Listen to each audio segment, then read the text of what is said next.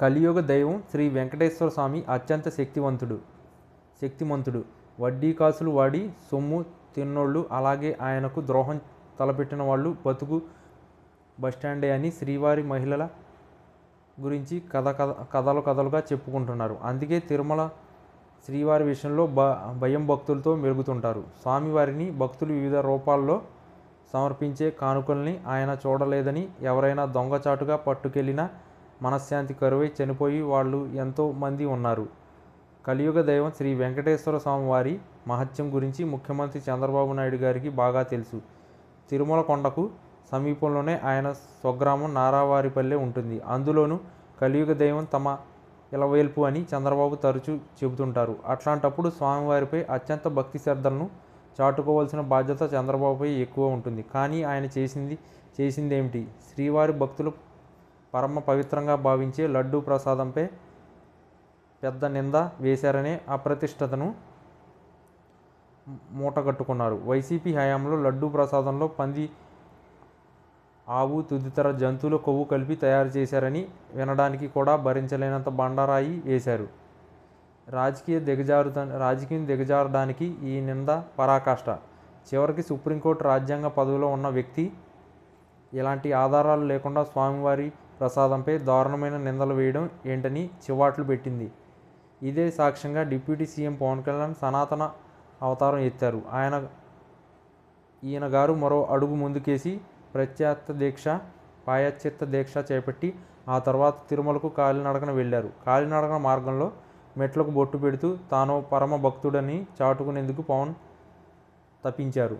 కూటమి ప్రభుత్వం కనీసం 10 నెలల పాలన పూర్తి చేసుకునే సరికి 5 ఏళ్ల వ్యతిరేకత సంపాదించుకుందన్న చెడ్డ పేరు వచ్చింది. అలాగే కూటమి ప్రజాప్రతినిధుల అరాచకాలు రోజురోజుకు శృతిమించుతున్నాయి. అరికట్టడంలో ప్రభుత్వం పెద్దగా చంద్రబాబు అటర్ ఫ్లాప్. ఏ ఒక్క ఎమ్మెల్యే, మంత్రి ఆయన్ను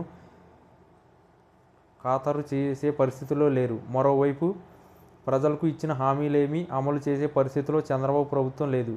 బాబు మాయమాటలు నమ్మి మోసపోయామనే ఆవేదనలో ప్రజానీకంలో గూడు కట్టుకుంది. కానీ ఇప్పటికప్పుడు కూటమి సర్కారుకు వచ్చే నష్టమేమీ లేదు. 5 ఏళ్ల అధికారానికి డోకా లేదు.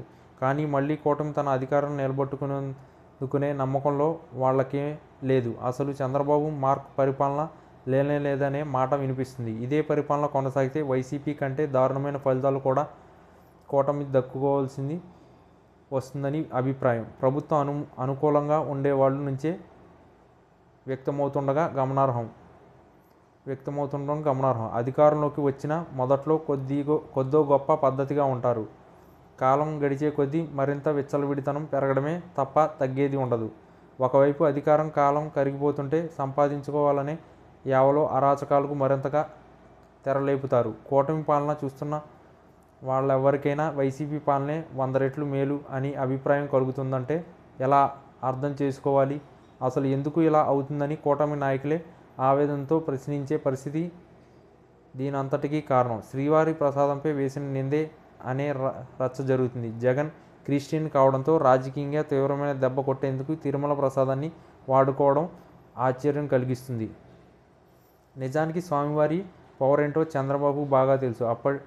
అయినప్పటికీ ఏరికోరి టీటీడీకి తెచ్చుకున్న తన సామాజిక వర్గానికి చెందిన ఒక ఉన్నతాధికారి సలహా మేరకు శ్రీవారి ప్రసాదంపై అలవోకగా నిందవేయడం, ఆ తర్వాత ప్రతిదీ ప్రభుత్వానికి వ్యతిరేకంగా ఘటనలు చోటు చేసుకోవడానికి గమనించవచ్చు. స్వామివారి ఆగ్రహానికి కూటమి ప్రభుత్వం అనుభవిస్తుంది. మనుషులే కదా తప్పు చేస్తే ప్రభుత్వాలు కూడా స్వామి కోపానికి మూల్యం చెల్లించుకోవాల్సి ఉంటుంది. కూటమి పతనం ప్రభుత్వంలోని వాళ్లకు కాళ్లకు కట్టినట్లు కనిపిస్తుంది. కోట్లాది మంది భక్తులు ఆరాధించే తన్ను రాజకీయ సామర్థ్యానికి వాడుకుంటే శిక్ష ఏ విధంగా ఉంటుందో స్వామివారు రుచి చూపించారు. అది అనుభవించే వాళ్లకు మాత్రమే అర్థమవుతుంది. అంతా ఏడుకొండల వాడి మహిమ. జగన్తో గేమ్స్ ఆడినంత సులువుగా దేవునితో కూడా అంటే ఎలా?